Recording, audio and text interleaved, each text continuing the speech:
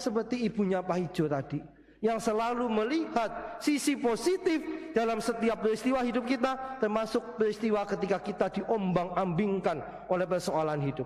Allah, kata ibunya Pak Ijo tadi, Allah itu ingin supaya kamu tidak apel-apel Jo, mbok pada kena COVID. Itu artinya apa? Ibunya Pak Ijo mau mengatakan, lihat, di balik semua itu, di balik gelombang badai hidupmu, Allah punya rencana yang baik bagimu, dan Allah tidak akan membiarkan kamu binasa.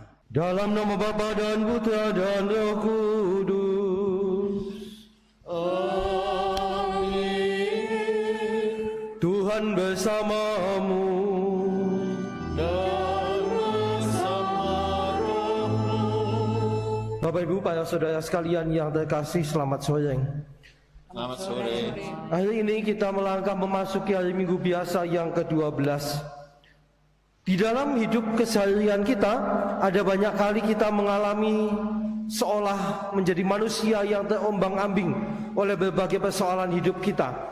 Apalagi di dalam situasi akhir-akhir ini, ketika pandemi COVID-19 masih terus berlanjut, bahkan bertambah variannya, membuat banyak segi kehidupan kita ikut terkacaukan.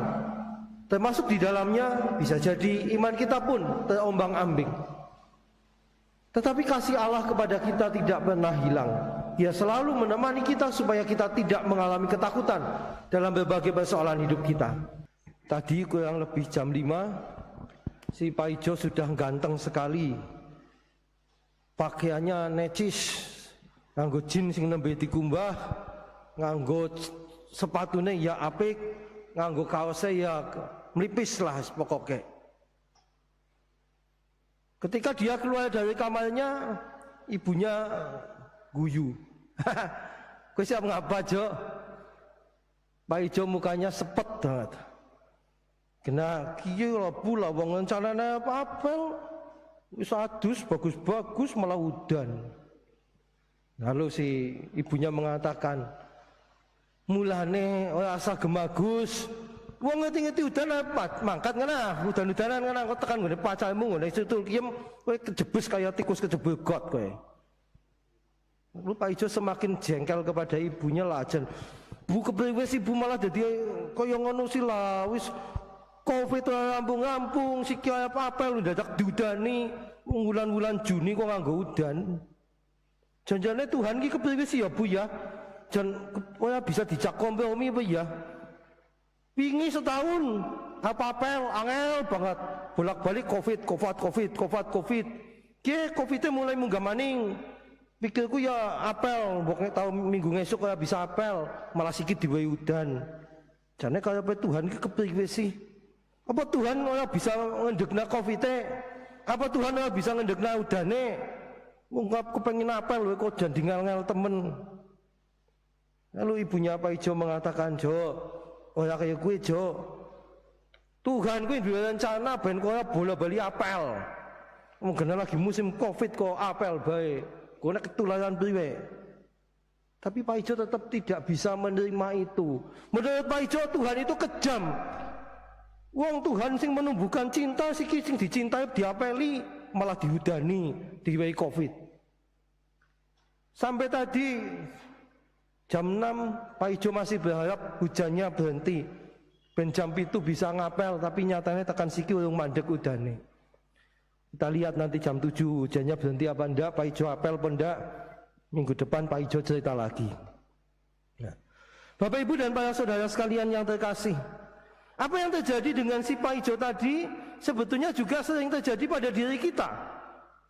Ketika apa yang kita inginkan, apa yang kita rencanakan itu tidak bisa terlaksana, ada banyak halangan, ada banyak kesulitan. Lalu seringkali kita berpikir, loh niatku ki apik, rencanaku apik, kok dingel-ngel. Lalu kita bertanya, Tuhan ki janjane kepriwe sih? Tuhan itu maunya apa sih? Wong niat baik, rencana baik kok dikacaukan. Atau yang lain lagi, ketika kita punya rencana tetapi tidak bisa terlaksana, lalu kita bertanya, loh katanya Tuhan itu maha kuasa, tapi kok saya dibiarkan menderita seperti ini? Terutama itu kita alami ketika kita jatuh sakit, ketika kita tidak berdaya, lalu kita protes kepada Tuhan, kok seperti ini? Untuk apa saya mengimani Tuhan yang maha baik, yang katanya maha kasih? tapi kok nyatanya saya merasa tidak dikasihi Allah, saya merasa ditinggalkan Allah, saya merasa sendirian. Lalu pemberontakan itu, hati yang memberontak, hati yang mempertanyakan, menggugat Allah. Apa maunya Tuhan? Benar gak sih Tuhan itu ada? Benar gak sih Tuhan itu maha kasih? Pertanyaan-pertanyaan seperti itu begitu menggema dalam hati kita, dan bisa jadi akan membuat kita kehilangan iman kita. Kita tidak percaya lagi adanya Tuhan, kita tidak percaya lagi Tuhan itu maha kasih, karena merasa tidak dikasihi Allah. Apa yang kita rencanakan, yang kita inginkan, ternyata tidak dikabulkan Allah. Yang kita mohon, doa-doa kita tidak didengarkan Allah. Kita kecewa. Itulah sebetulnya saat dimana kita seperti para murid yang ada di kapal yang dikisahkan dalam bacaan Injil tadi, merasa ditinggalkan, merasa sendirian. Guru, engkau tidak peduli kalau kita binasa. Sama ketika kita bertanya, Tuhan, maumu apa? Tuhan, kenapa ini mesti terjadi? Ada banyak saat di mana kita menggugat seperti itu. Itulah saat perahu kehidupan kita yang berjalan di atas samudra hidup ini, di atas dunia ini, diombang-ambingkan oleh topan badai yang berupa penderitaan, berupa kesulitan, tantangan, dan sebagainya. Maka yang digambarkan sebagai perahu yang ditumpangi para murid, ini bukan hanya gereja kita seperti ini, gereja paroki kita, stasi kita, keuskupan kita yang seringkali diombang-ambingkan oleh berbagai topan badai, tapi juga pribadi-pribadi kita. Karena kita sendiri adalah gereja. Maka kalau perahu tadi digambarkan sebagai gereja, bisa jadi itu gereja sebagai institusi, lembaga, paroki, stasi, keuskupan, tapi juga kita sebagai pribadi yang diombang-ambingkan oleh berbagai kesulitan hidup kita ini. Gereja di dunia ini sekarang ini diombang-ambingkan oleh situasi yang sedikit kacau dengan ditemukannya berbagai pelanggaran-pelanggaran norma moral oleh para imamnya yang membawa korban macam-macam itu. Gereja di keuskupan kita sedang menentukan arah juga dengan sinode yang nanti akan mencapai puncaknya 29 Juni sampai tanggal 1 Juli itu. Tetapi ketika sinode ini mau mencapai puncak, ternyata pun gelombang itu tidak selesai. Hari-hari ini COVID tiba-tiba meningkat. Lalu teman-teman yang menjadi panitia di keuskupan harus berpikir lagi, bagaimana niat baik mengadakan sinode ini bisa terlaksana di tengah situasi yang serba salah ini. Disitulah sebetulnya seperti pribadi kita, seperti Pak Ijo tadi, kita bisa saja menggugat Allah yang katanya maha baik, yang maha kasih, kok seperti ini. Tapi saudara sekalian yang terkasih, lihatlah, Yesus selalu hadir, selalu ada bersama-sama dengan kita, dan Dia mengatakan kepada kesulitan-kesulitan hidup kita, diam, tenanglah. Sabda Yesus sungguh luar biasa. Sabda yang membawa ketenangan, yang membawa keselamatan, yang akhirnya melindungi kita dan mengantar kita sampai ke tempat tujuan. Inilah yang sebetulnya mesti kita sadari selalu, bahwa Yesus tidak pernah meninggalkan kita kendati kita berada di dalam situasi diombang-ambingkan oleh badai, taufan, ombak macam apapun. Yesus tidak pernah meninggalkan kita sendirian. Bapak Ibu dan para saudara sekalian yang terkasih, situasi di sekeliling kita itu bisa menggoyahkan iman kita. Betul. Tetapi kalau kita selalu menyadari bahwa Yesus itu ada bersama kita, maka kita pun tidak perlu meragukan kasih Allah. Mau meragukan bagaimana? Loh, Yesus itu kasih Allah yang paling tinggi, ada di tengah-tengah kita kok. Menanyakan kasih Allah di mana? Ya ada pada Yesus yang ada bersama-sama dengan kita. Oleh sebab itu, setiap kali kita mengalami kesulitan, mengalami tantangan dalam hidup kita, ketika kita terombang-ambing oleh ketidakpastian. Sekarang ini banyak orang menjadi bingung. Calon-calon manten itu ya bingung janjane. Mau mantenan, ada kabupaten yang sudah membatasi 30. Ada yang kabupaten mulai pembatasan 1 Juli, Banyumas misalkan. Di kabupaten lain membatasi maksimal yang ada di situ 10. Manten-manten janjane bingung loh. Ada yang sudah pesen tenda, pesen panganan, pesen macam-macam, batasi 10 jajal kepriwe. 10 itu mantene wong iji, sama biunge sing lanang, sama biunge sing wadon, saksine, omone, kostane siji, wis entong 10. Sing nyanyi siapa? Mantene nyanyi dewek, nek gelem. Iya. Ada yang bingung, waduh bagaimana ya kami itu mau mantenan, sudah minta bantuan kelompok paduan suara yang hebat, sudah dibelikan seragam, wis dijahit. Oh ya kowe, batasnya cuma 10. Nah, saya mengatakan ya piye pilih, apa kelompokku sing mlebu gereja, apa mantene sing mlebu gereja, tinggal pilih. Ini situasi yang membingungkan. Soalnya kemarin itu masih boleh, kemarin adalah kemarin, sekarang adalah sekarang, besok bisa lain lagi loh. Bisa jadi mantenan dibatalkan, tidak pakai 10-10, orang mantenan, kelakon kowe engko. Itu ketidakpastian.